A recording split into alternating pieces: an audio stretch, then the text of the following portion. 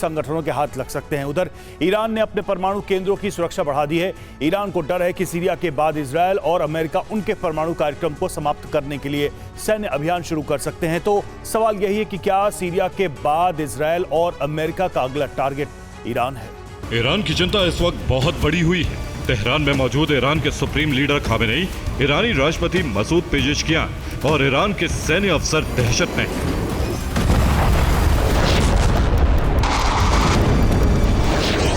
ईरानी intelligence को खुफिया input मिला है कि सीरिया के बाद इजरायल और अमेरिका ईरान के खिलाफ सैन्य अभियान लॉन्च कर सकते हैं।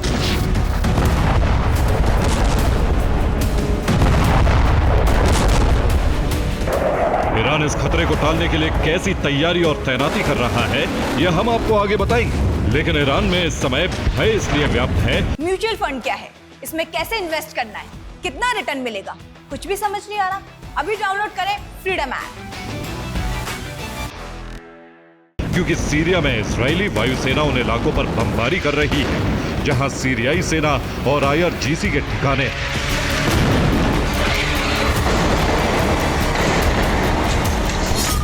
इजराइल ने दमिश्क, होम्स और हमा में सिर्फ 4 घंटे के अंदर 52 एयर स्ट्राइक की।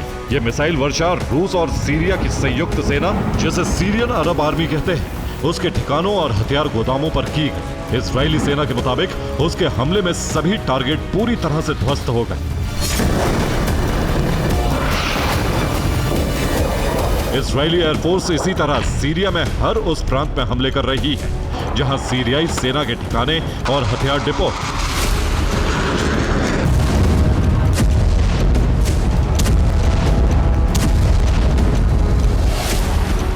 इजरायली सेना ने सीरिया में मौजूद उस पूरे रूट को भी तबाह कर दिया जिसके जरिए हिजबुल्लाह को ईरानी हथियारों की सप्लाई होती थी। इस बात की पुष्टि खुद हिजबुल्लाह के चीफ नईम कासिम ने की।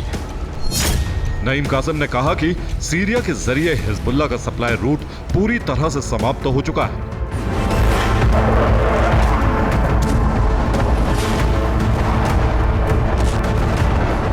हथियार सप्लाई रूट ध्वस्त हो चुका है, लिहाजा हिजबुल्लाह के अस्तित्व पर अब तक का सबसे बड़ा खतरा मंडराने लगा है।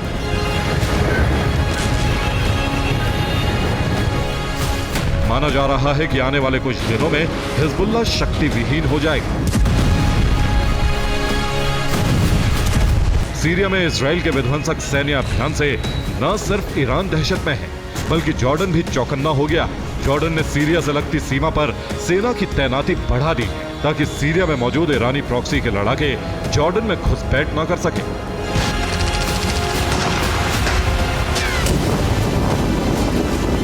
और सीरिया में अब जो नए समीकरण बने हैं उससे सीरिया का नक्शा बदल सकता है। सीरिया को 3 हिस्सों में बांटा जा सकता है। सीरिया के तीनों हिस्सों पर 3 अलग अलग देशों का नियंत्रण हो सकता है। ये देश हैं तुर्की, इजरायल और अमेरिका।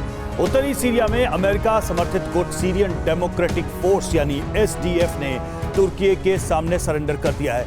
ऐसे में अब इस इलाके पर तुर्की कब्जा कर सकता है।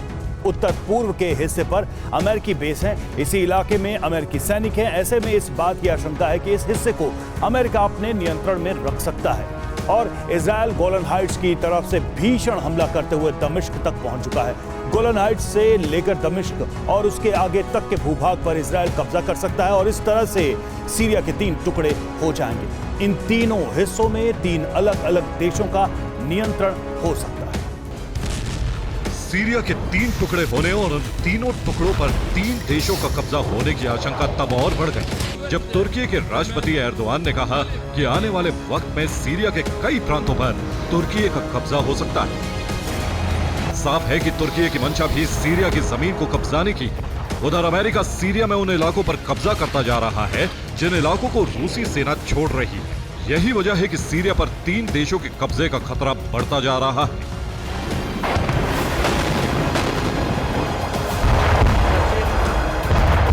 उधर रूसी सेना सीरिया से निकल तो रही है, लेकिन वो पूरी तरह से सीरिया को खाली नहीं करेगी।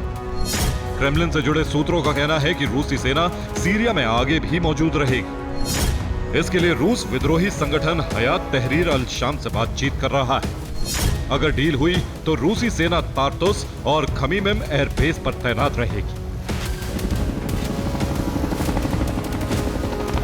सीरिया में जो कुछ हो रहा है उससे न सिर्फ रूस बल्कि ईरान को भी बहुत बड़ा झटका पहुंचा है। ईरान को डर है कि सीरिया के बाद इजराइल और अमेरिका उसके खिलाफ सैन्य अभियान लॉन्च कर सकते हैं। यही वजह है कि ईरान ने अपनी सुरक्षा को चाक चौबंद कर दिया।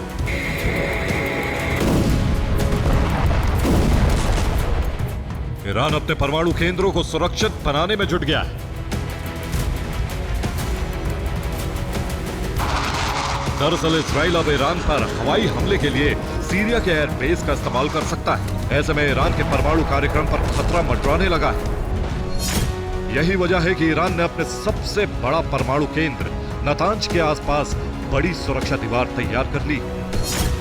नतांज एटमी सेंटर को बचाने के लिए ईरान ने कई खोरदाद 15 एयर डिफेंस सिस्टम तैनात कर दिए।